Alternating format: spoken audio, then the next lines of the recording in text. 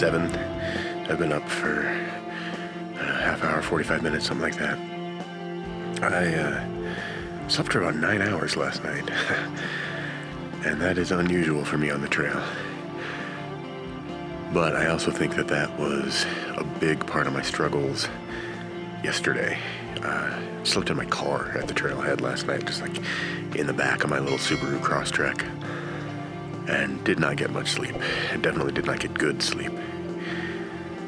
So last night after dinner, I just crawled into my tent and crashed out, and I feel a million times better this morning. The smoke is mostly cleared. I've got blue skies all the way around me. So there was a point yesterday coming up the switchbacks where I'd kind of decided I was going to call it and I was going to head back early. But now I think I'm going to carry on.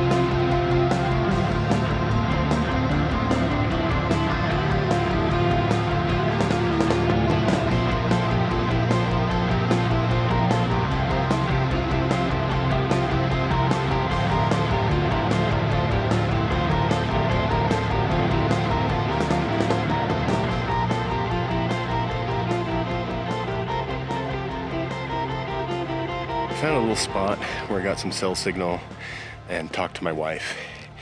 And after yesterday, communicating with her back and forth about how hard I was struggling, she's understandably concerned.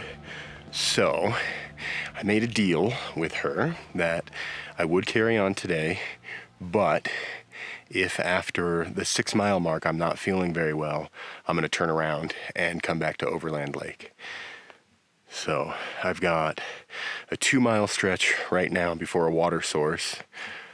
So I'm only carrying a little under a liter for that 2 miles. And then when I get to that water source, I'm going to load up for the rest of the day. I am a full day lighter on food, so that will help offset some of the extra weight. But I've got just over 13 miles today that's completely dry, so I have to carry enough water to cover that stretch. Yesterday, on a 17-mile stretch, I drank 4 liters total. I was only carrying about a liter at a time, and there were plenty of water sources all along the way to fill up, right up until I got to the North Fork of Smith Creek. Then that was bone dry, and there was no water until I got to Overland Lake.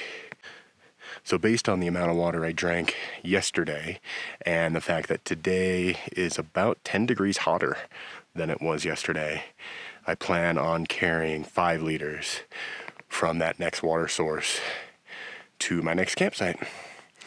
We shall see how today goes.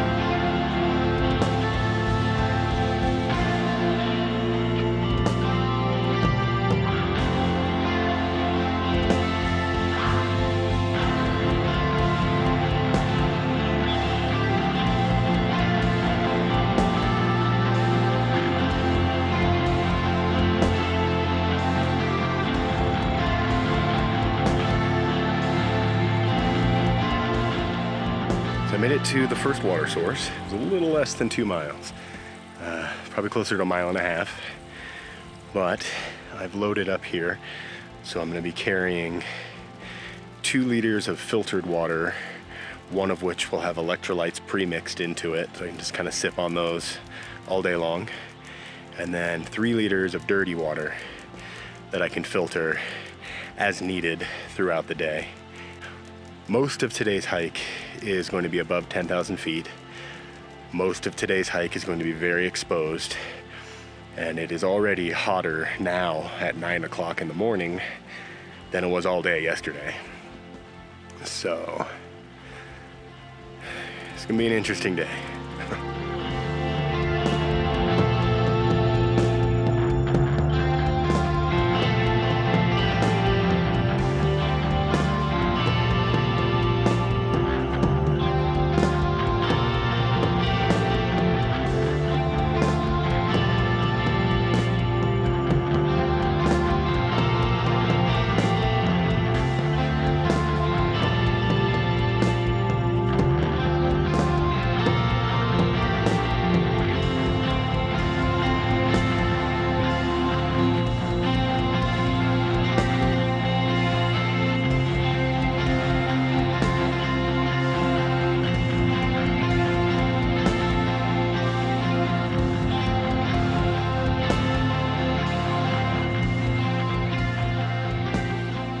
So I just finished the first kind of big climb for today.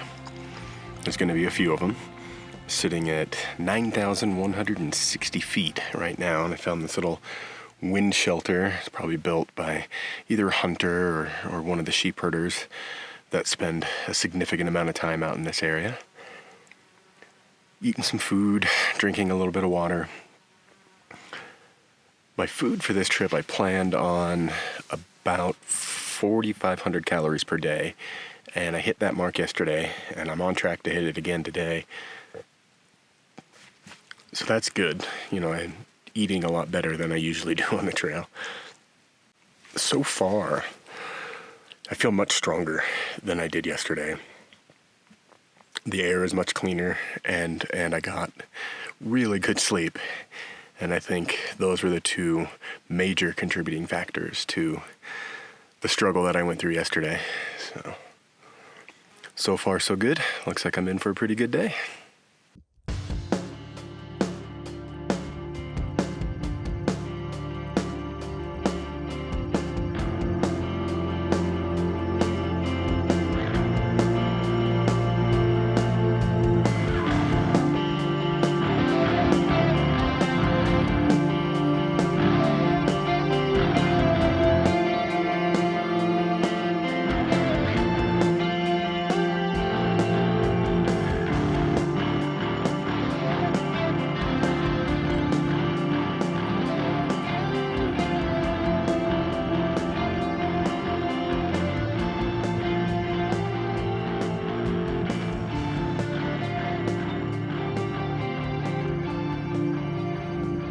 Theme for today has been gradually climbing along these side hill sections above these just stunning valleys, and then a big steep final push to a saddle, rinse and repeat.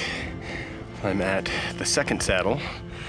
I have another little break here, and I think that's also going to be the theme for today. Is I'll just go saddle to saddle and take my pack off at the top, rest, relax, drink, eat, all that good stuff. I can't believe how much better I feel today. The skies are clear, the skies are blue, there's barely any smoke, and the sleep really did it. So, lesson learned, don't try to hike 17 miles when you've only got like 2 hours of sleep.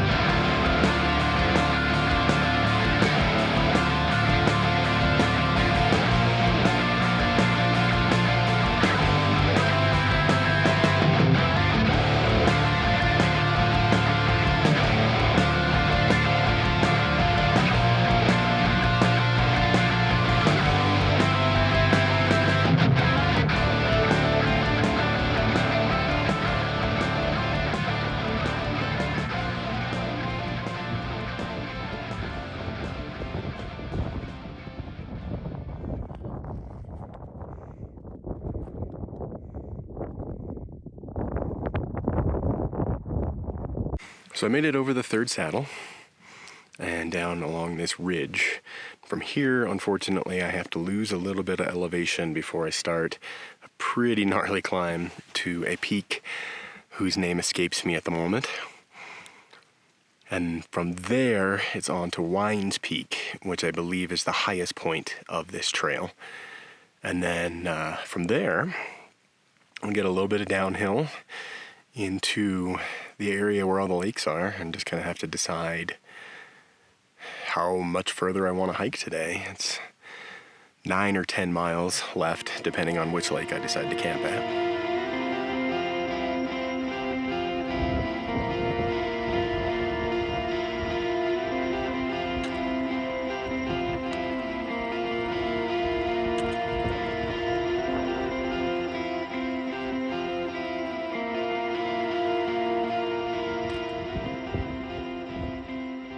Well, I made it to the top of Wines Peak.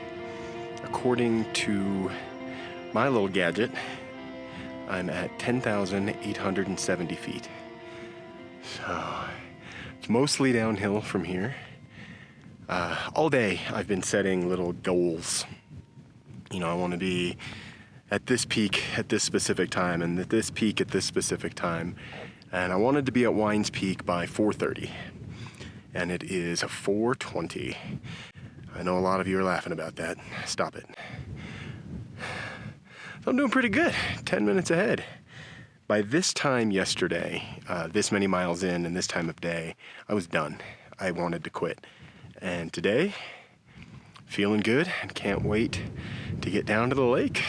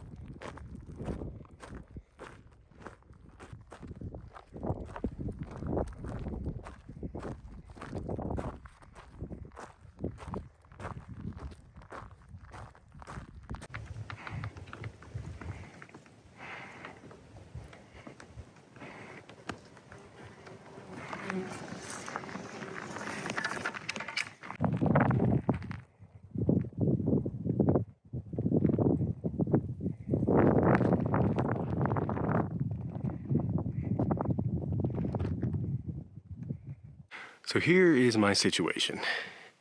It's 5:15 right now. I've got 3 to 3.5 miles left to get to the lakes. That will put me at camp at my current pace right around 7 o'clock. Or I could snag one of these beautiful little tent sites, drink from this gorgeous little stream, and call it a night.